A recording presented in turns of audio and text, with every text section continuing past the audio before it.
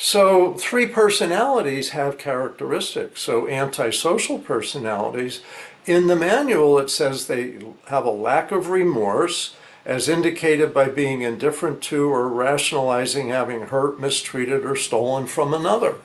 So when a parent has this disorder, they lack remorse. They don't care that they're influencing the child negatively and they're not even aware of it. And so that's a driving characteristic.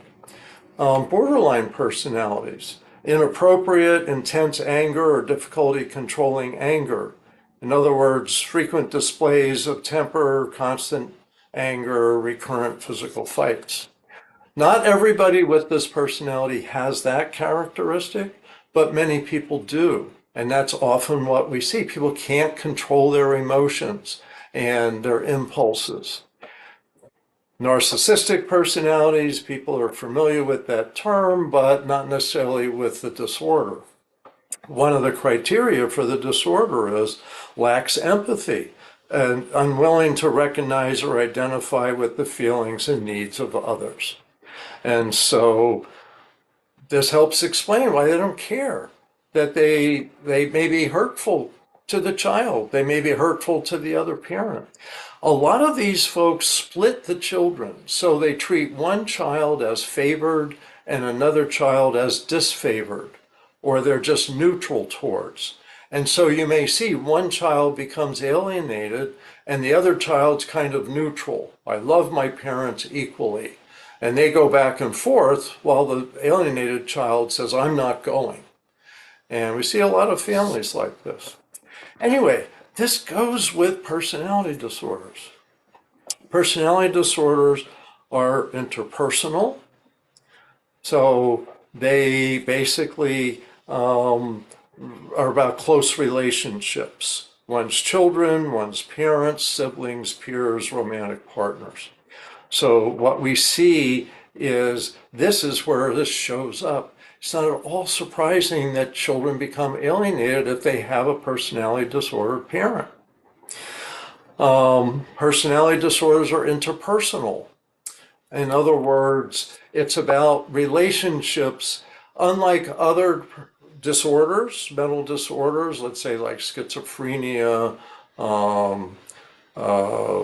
other diagnoses, depression, anxiety, they're basically about the individual.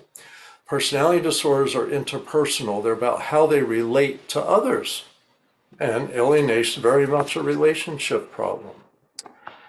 But what's interesting is the research shows that these personalities who tend to be part of cluster B have characteristics of domineeringness, vindictiveness, and intrusiveness.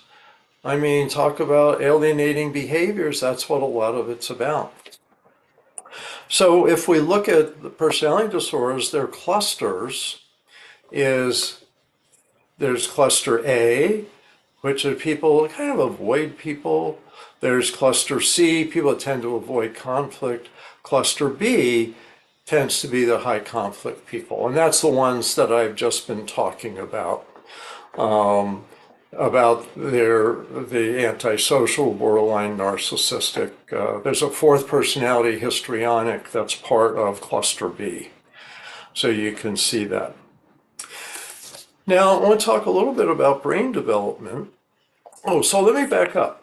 So with personality disorders, they can't see themselves as a problem. It's all outside of themselves. They blame others. So they 100% blame other people, and they 100% don't look at themselves. And so you have people who are all good, and that's them, and people who are all bad, that's the other person. They're evil, they're dangerous, whatever.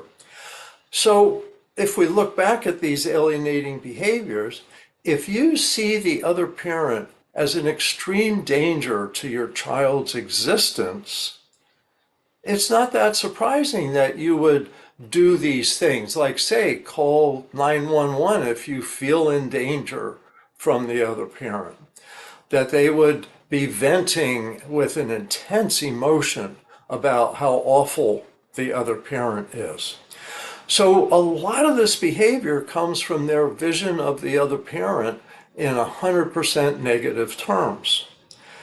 Now, guess what? That's contagious. And so the kids absorb that, and now they see the other parent in 100% negative terms. So what you're seeing is a personality disorder set of behaviors transferred to a child as alienation.